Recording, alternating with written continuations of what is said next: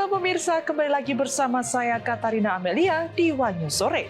BNPT mengungkap siswa yang ditetapkan sebagai ABH dalam kasus ledakan di SMA Negeri 72 Jakarta, tergabung dalam grup True Crime Community atau TCC. Informasi lainnya pemirsa, Menteri Pertahanan Syafrin Syamsuddin mengunjungi Tokyo untuk meninjau langsung sejumlah fregat dan kapal selam yang minati Indonesia.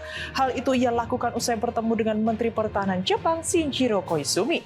Pemirsa, inilah Wanyu Sore selengkapnya.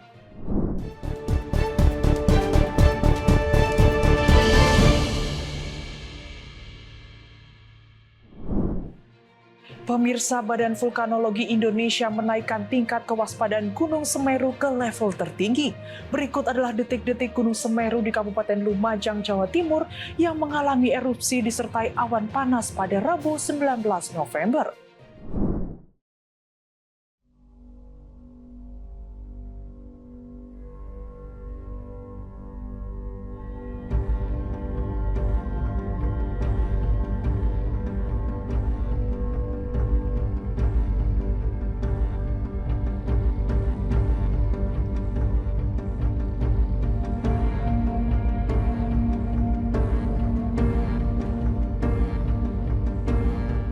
Gunung Semeru di Kabupaten Lumajang, Jawa Timur mengalami erupsi disertai awan panas pada Rabu 19 November.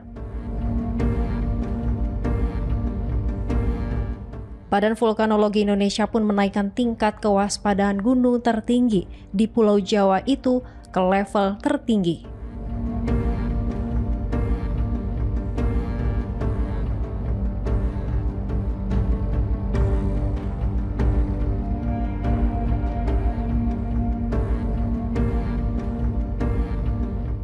Rekaman timelapse yang diunggah saluran YouTube Afar TV memperlihatkan awan panas guguran Semeru dengan jelas.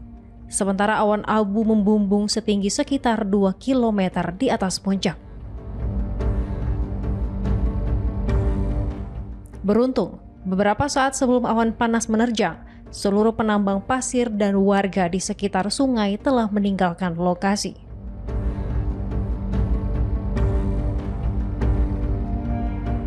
Pihak vulkanologi menegaskan bahwa masyarakat sebaiknya menjaga jarak minimal 2,5 km dari puncak karena risiko bahaya yang tinggi.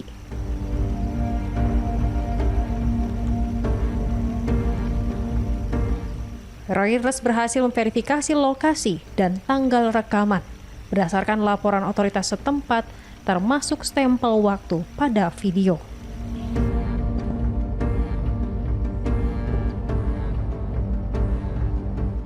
Dengan ketinggian lebih dari 3.600 meter, Semeru termasuk salah satu dari hampir 130 gunung berapi aktif di Indonesia.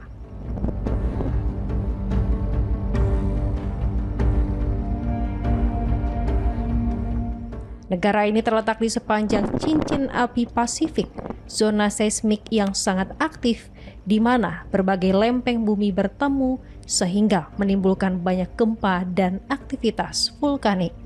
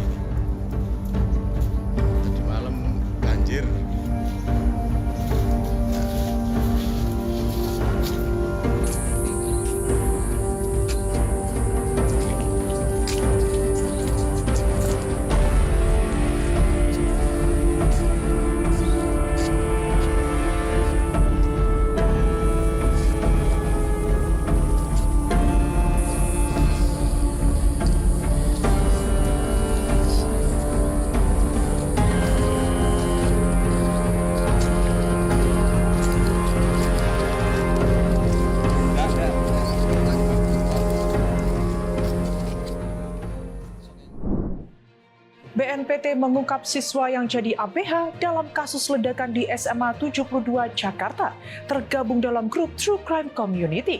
Kepala BNPT Komjen Edi Hartono menyebut melalui grup itu pelaku melihat berbagai aksi kekerasan di berbagai negara yang diduga menginspirasi aksinya.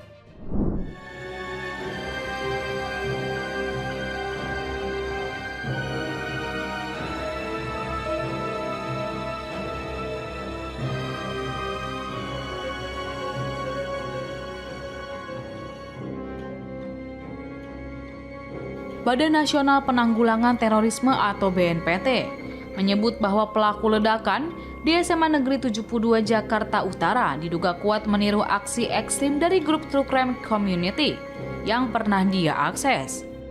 Akibat terpapar konten ekstrim secara terus-menerus, pelaku mencoba tanpa berpikir panjang resiko dari aksi tersebut.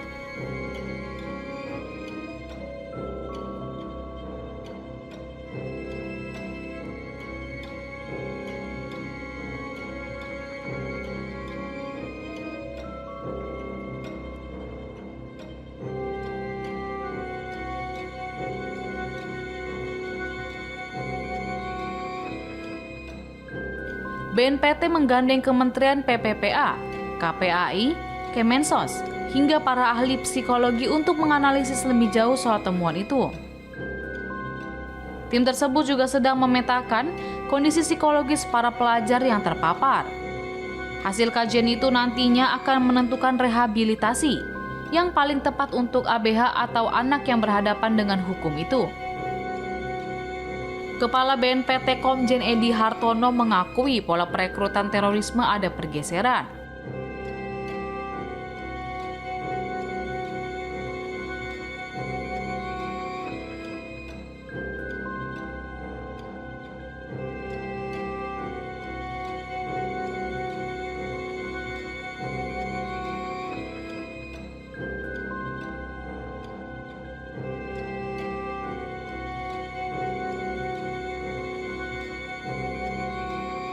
Kini, perekrutan dilakukan secara online, bukan lagi lewat jalur ideologis klasik, melainkan lewat proses yang dalam kajian psikologis disebut mimetic radicalization atau mimetic violence.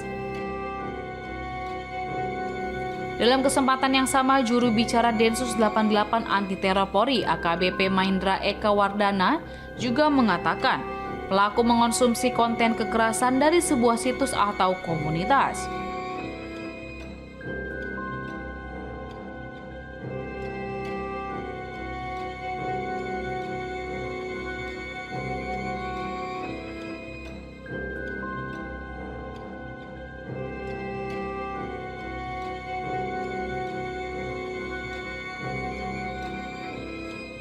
Sebagai informasi, terjadi sebuah ledakan di SMAN 72 Jakarta Utara pada Jumat 7 November 2025, sekitar pukul 12:15 waktu Indonesia Barat.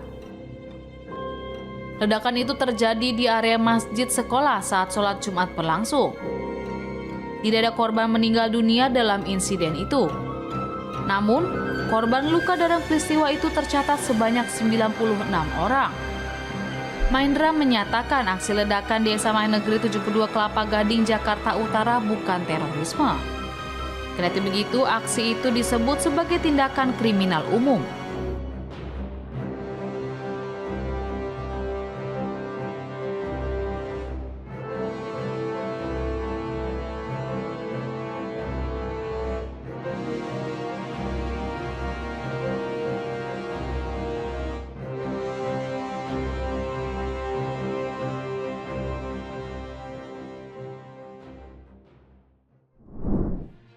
Menkyu Purbaya Yudi Sadewa kembali melontarkan pernyataan keras dalam rapat bersama anggota DPR. Ia menegaskan pemerintah tak akan menoleransi praktik gelap di lingkungan Himbara, termasuk dugaan perlindungan terhadap perusahaan pinjaman seperti Danantara.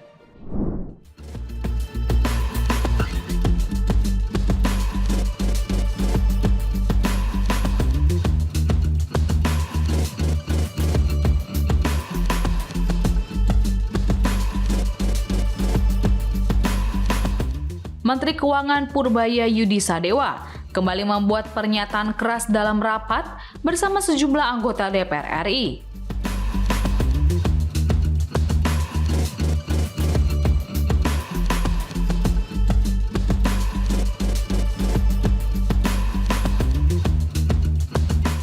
Dalam forum tersebut, Purbaya menegaskan bahwa pemerintah tidak akan mentoleransi praktik gelap di lingkungan Himbara, termasuk dugaan perlindungan terhadap perusahaan pinjaman seperti Badan Pengelola Investasi atau BPI Danantara.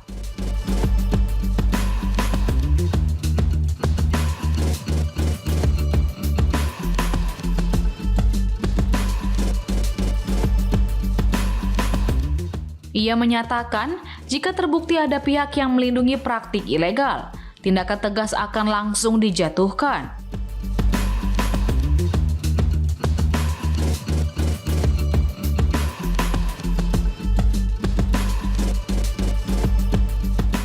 Purbaya menyoroti kompleksitas persoalan ekonomi daerah dan menyebut seluruh pertanyaan yang masuk bersifat sulit.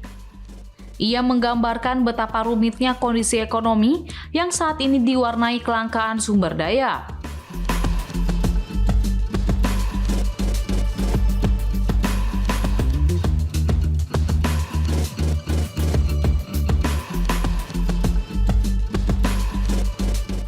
Oleh karena itu, Kementerian Keuangan harus mengatur strategi agar setiap kebijakan bisa menghasilkan manfaat optimal.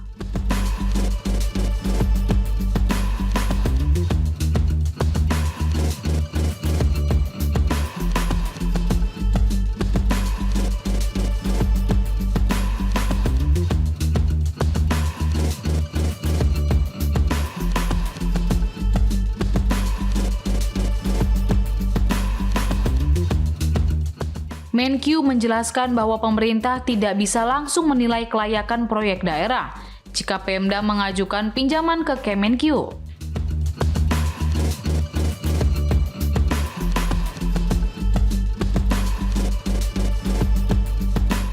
Untuk itu PT SMI ditugasi menjadi lembaga penilai profesional.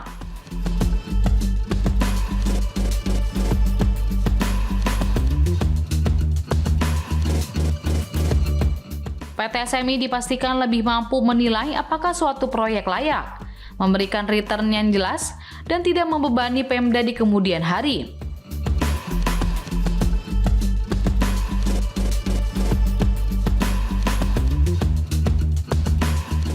Pemerintah, kata Purbaya, siap menambah dana jika proyek daerah benar-benar siap dieksekusi.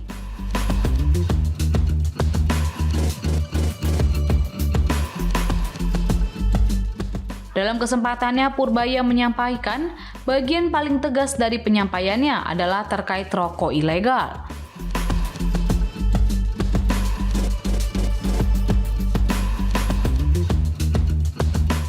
Ia mengaku telah mengirim tim untuk berdialog dengan para juragan rokok gelap demi mengajak mereka masuk ke kawasan industri hasil tembakau.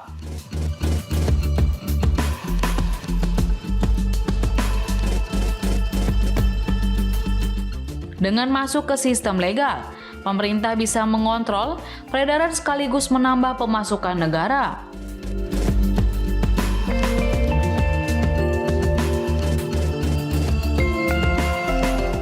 Purbaya menyebut pemerintah juga siap menghajar rokok ilegal yang masuk ke Indonesia.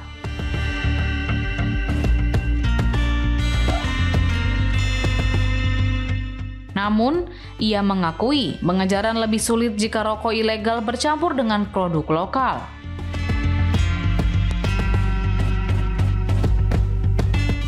Oleh karena itu, pengendalian melalui legalisasi industri dianggap lebih efektif.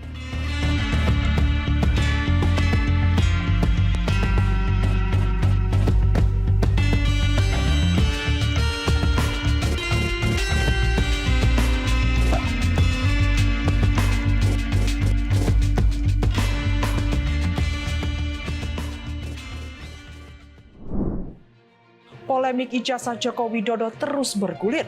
pihak yang meragukan keasliannya masih mendorong pembuktian.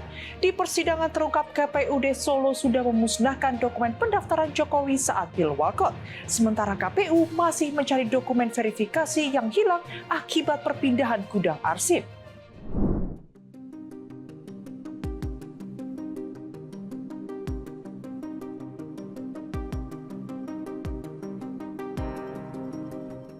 Anggota Komisi Pemilihan Umum atau KPU RI Agus Melas menyatakan bahwa tidak ada pemusnahan arsip ijazah pencalonan Joko Widodo atau Jokowi saat akan maju sebagai wali kota Surakarta, melainkan penghapusan arsip buku agenda.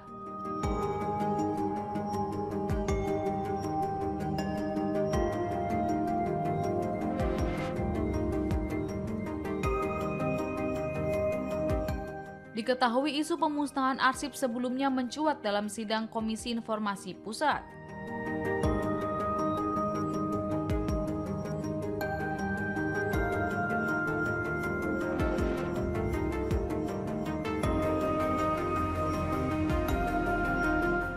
Kendati begitu, Agus menjelaskan bahwa sudah ada klarifikasi dari KPU Surakarta yang menyatakan tidak dimusnahkan.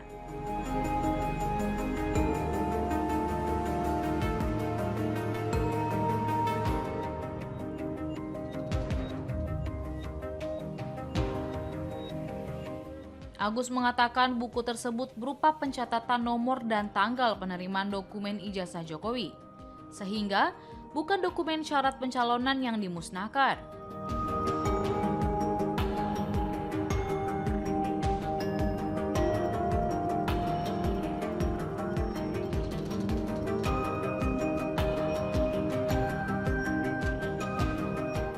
Penghapusan kearsipan tersebut, kata dia, sesuai dengan masa retensi yang tercatat di Peraturan KPU Nomor 17 Tahun 2023 dan terkait ijazah merupakan berkas yang permanen.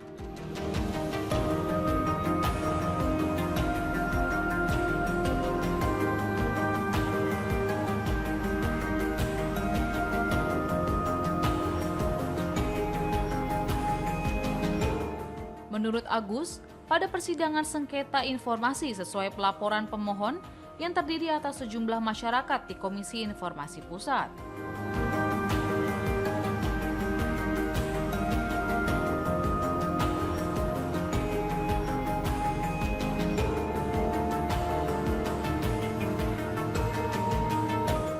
Dalam menghadapi isu ijazah palsu Jokowi pada Senin 17 November 2025, terdapat kekeliruan dalam menerangkan kearsipan tersebut.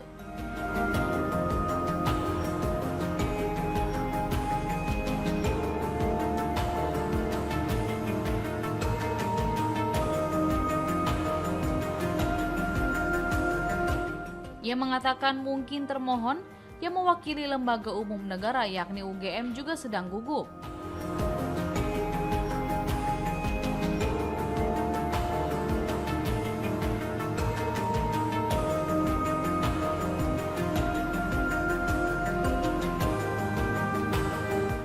Sehingga perwakilan termohon mengatakan buku agenda yang dimusnahkan itu dokumen yang seperti buku tamu. Jadi bukan dokumen ijazah.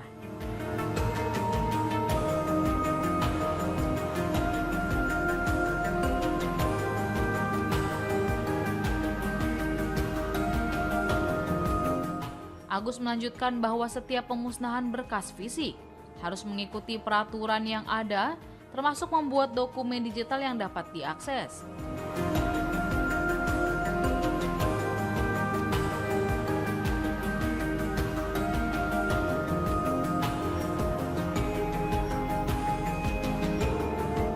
Sebagai informasi, polemik bermula dari sidang sengketa informasi publik di Komisi Informasi Pusat terkait permintaan data ijazah Jokowi, di mana KPU Surakarta menjadi pihak termohon.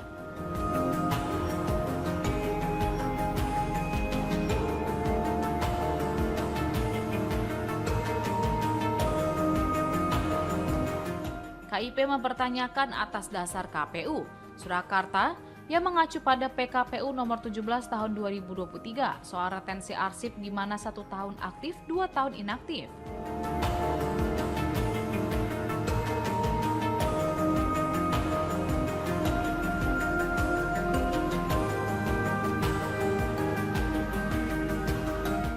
Padahal, Undang-Undang Nomor 43 Tahun 2009 mengatur retensi arsip negara minimal 5 tahun.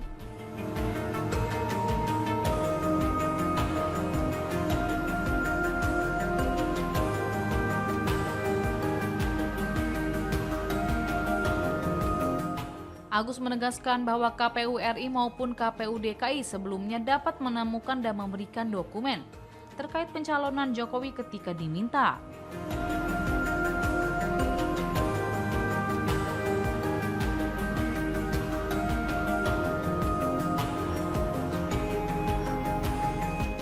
Di sisi lain, Ketua KPU Kota Solo, Justinus Arya Artiswara, mengaku pihaknya memang menyebut berkas yang diminta pemohon telah dimusnahkan.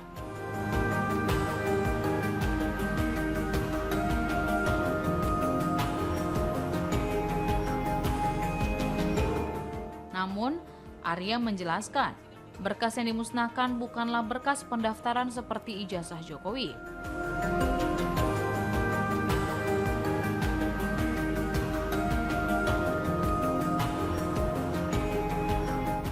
Berkas yang dimusnahkan, kata Arya, hanyalah buku agenda surat keluar masuk KPU Surakarta.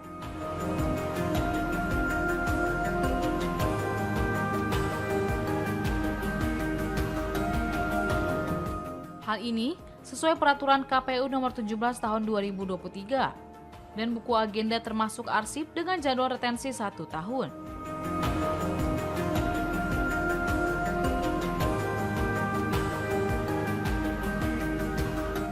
Lebih lanjut, Arya memastikan bahwa pemusnahan arsip sama sekali tidak pernah dilaksanakan sejak dirinya menjadi Ketua KPU Kota Solo tahun 2024 lalu.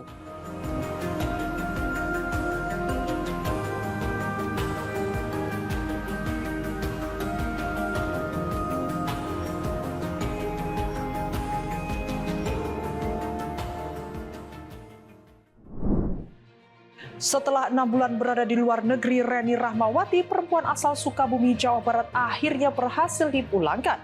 Menanggapi peristiwa tersebut, Gubernur Jawa Barat Deddy Mulyadi mengingatkan warga Jawa Barat agar tidak mudah tergiur ajakan menikah atau bekerja di luar negeri tanpa prosedur yang jelas. Ya tuh.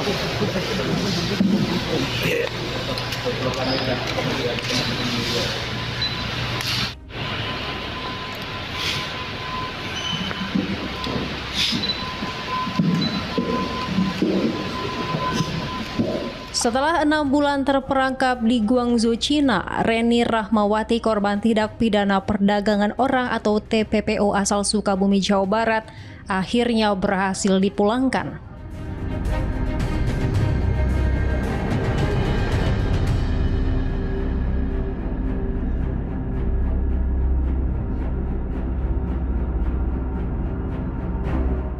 Kepulangan disambut haru oleh pihak keluarga di Mapolda Jawa Barat, Kota Bandung pada Selasa kemarin, 18 November.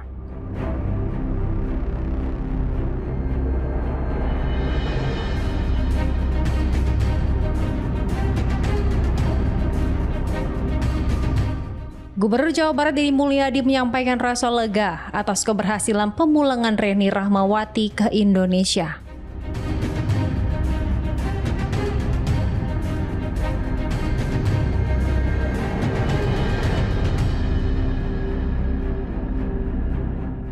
Ia menegaskan bahwa pemerintah daerah sejak awal telah memberikan dukungan penuh, mulai dari proses penjemputan hingga kepulangan korban ke tanah air.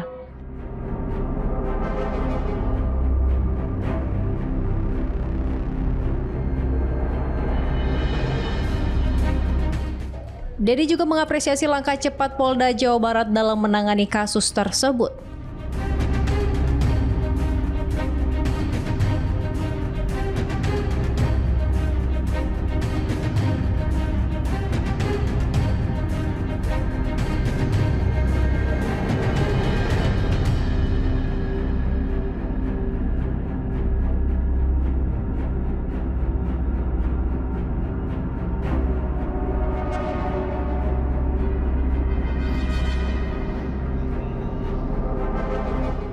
Selain itu, Dedi meminta agar kasus yang menimpa Reni dijadikan peringatan bagi warga Jawa Barat untuk tidak mudah tergiur ajakan menikah atau bekerja di luar negeri dengan iming-iming kehidupan yang lebih baik.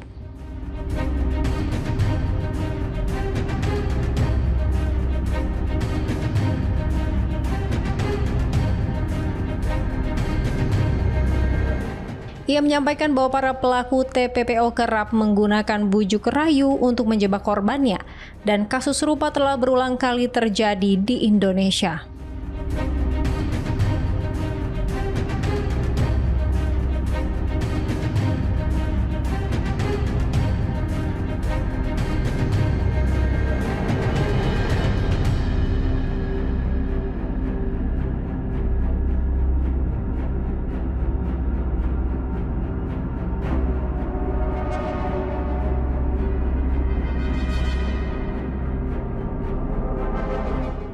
Dedi turut mengingatkan masyarakat mengenai pentingnya mengikuti prosedur resmi apabila ada warga yang berniat menikah dengan warga negara asing.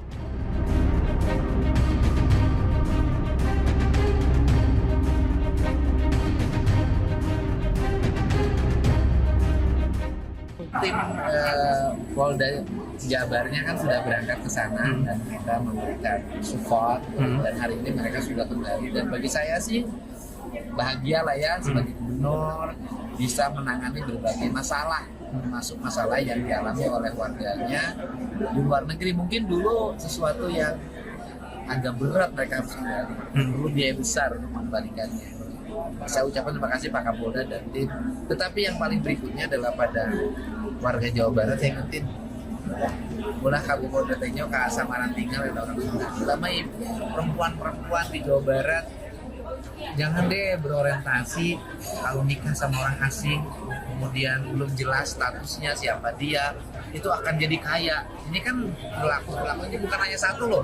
Saya dulu waktu jadi bupati nggak tahu mengenangan berapa tete-tete yang sudah ada di Tiongkok, saya balikin beberapa. Saya nggak mau deh ini peristiwa terakhir saja deh.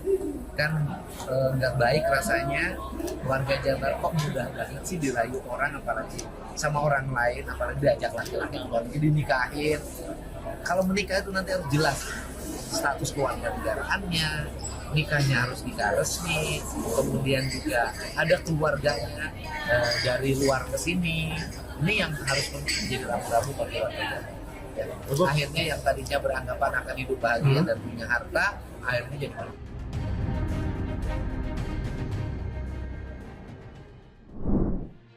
Menteri Pertahanan Syafri Syamsuddin mengunjungi Tokyo untuk meninjau langsung sejumlah fregat dan kapal selam yang minati Indonesia. Hal itu ia lakukan usai bertemu dengan Menteri Pertahanan Jepang Shinjiro Koizumi.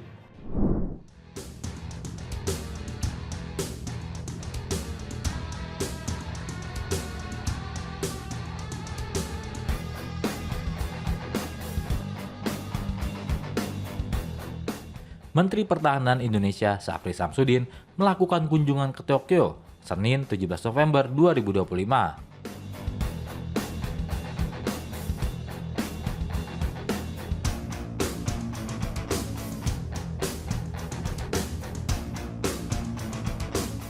Kunjungan itu dilakukan untuk melihat langsung sejumlah frigat dan kapal selam yang menjadi minat Indonesia.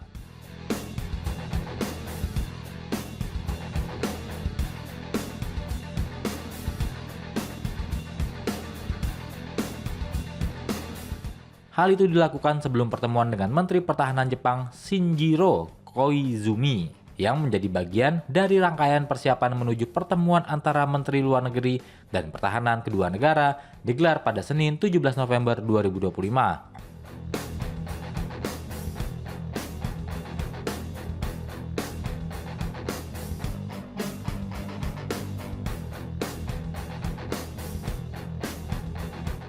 Sementara itu, Koizumi mengatakan bahwa ia dan Syafri menggelar diskusi yang luas termasuk mengenai kerjasama peralatan dan teknologi pertahanan.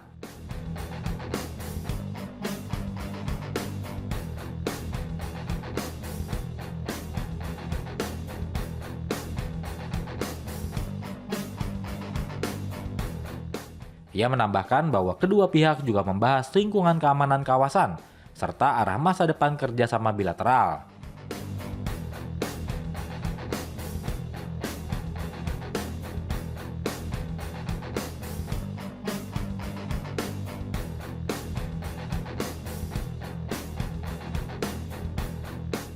Termasuk perlindungan informasi militer guna memungkinkan koordinasi operasi yang lebih besar.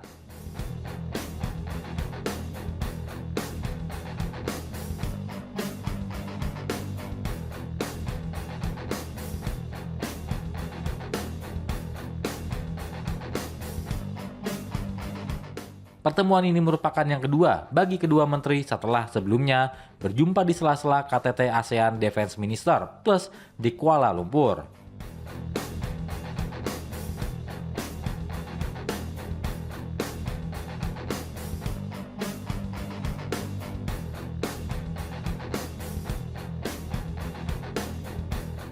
Saat itu, Koizumi menekankan pentingnya upaya modernisasi militer Indonesia dalam menjaga perdamaian dan stabilitas kawasan.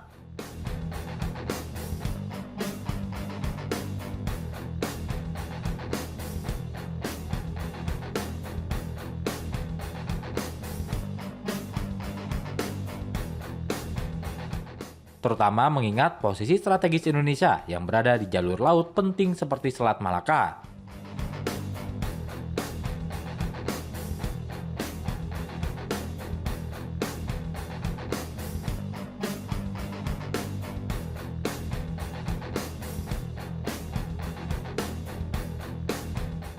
Pada Senin pagi, Syafri dan Koizumi pergi menuju pangkalan Angkatan Laut Yokosuka di Prefektur Kanagawa.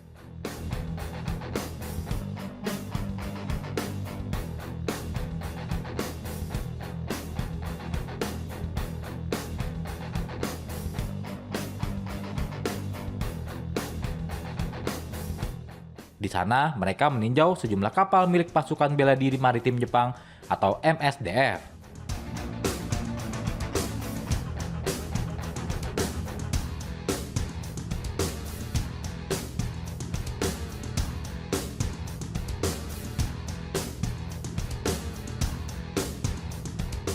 Termasuk fregat Mogami Class Kumano, destroyer Murasame, dan kapal selam Taigei Class.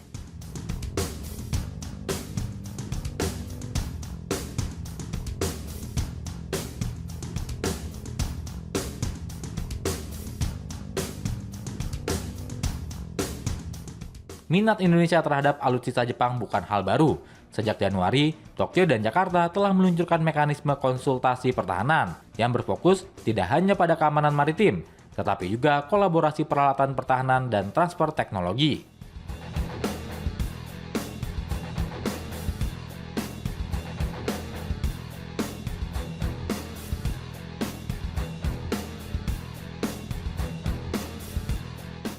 Adapun pembicaraan mengenai kemungkinan pengembangan bersama serta produksi fregat canggih untuk TNI Angkatan Laut terus berlangsung di tingkat pemerintahan paling tinggi.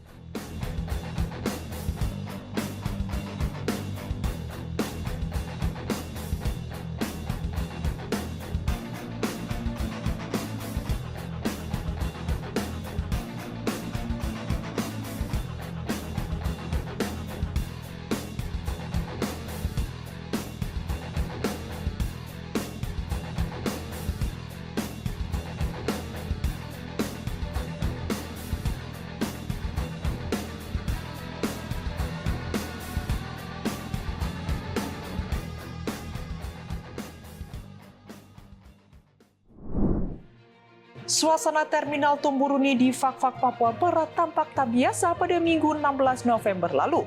Menteri Energi dan Sumber Daya Mineral atau ESDM Bahlil Lahadalia tampak mantap memegang setir, tersenyum lebar sambil bercengkrama dengan warga yang menyaksikan momen tak terduga itu. Lagi mengenang masa lampau. Ya, mobilnya kayak gini nggak Pak? Apa? Ya dulu agak lebih gede. Oh sudah ya sudah. Suasana terminal Tumburuni di Fak-Fak, Papua Barat tampak tak biasa pada Minggu 16 November 2025.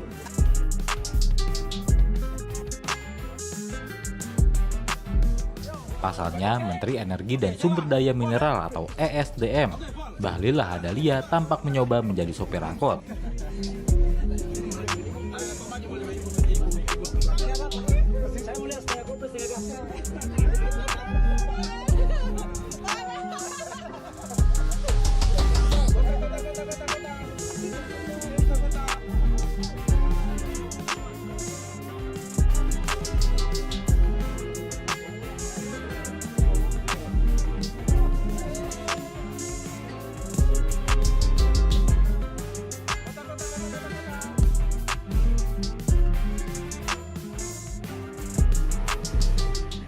Ia tersenyum lebar sambil benceng-krama dengan warga yang menyaksikan momen tak terduga itu. Bahlil memang hadir di Fak-Fak untuk agenda resmi, yakni meresmikan Pasar Rakyat Tumburuni.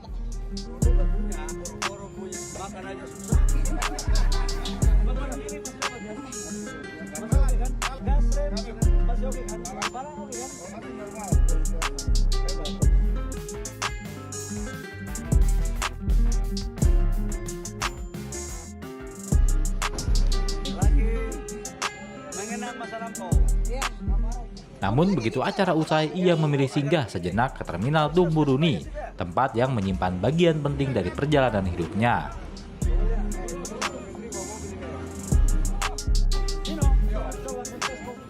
Disinilah ia dulu bekerja sebagai kondektur hingga sopir angkot, bertahun-tahun sebelum dunia pemerintahan membawanya ke pusat kekuasaan di Jakarta.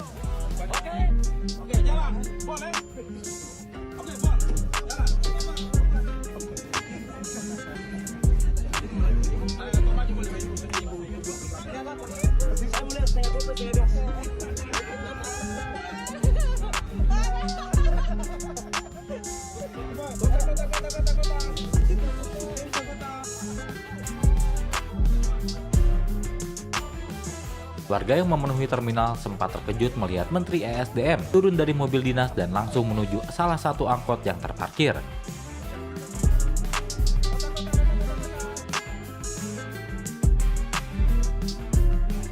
Dengan santai ia membuka pintu, menyapa sopir, lalu naik ke bangku pengemudi.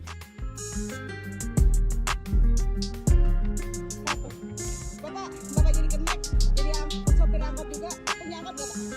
Udah punya, boro-boro punya, makan aja susah. Bapak ini masih dapat ya? Masih oke kan?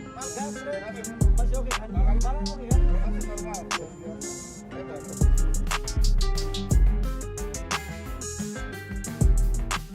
Gelak tawa pun pecah ketika ia berkata, "Ini tempat saya dulu cari makan, saudara-saudara, sudah lama tidak narik, kangen juga." Kayak gini nggak Pak? Bapak Ya dulu akan lebih gede. Oh sudah. Bahlil tampak fasih menghidupkan mesin dan menggerakkan angkot maju perlahan, seperti sedang mengulang gerakan yang pernah ia lakukan ribuan kali.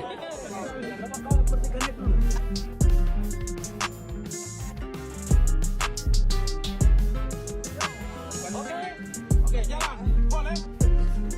Jalan.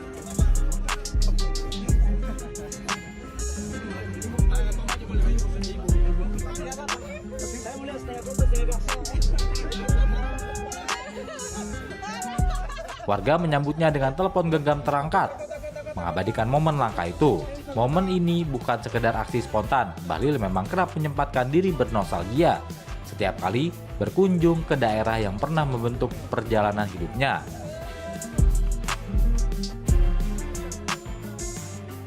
Pada 2 Februari 2025 lalu, ia pernah mengisahkan bagaimana masa remajanya di Fak-Fak ditempa oleh pekerjaan sebagai kernet dan sopir angkot.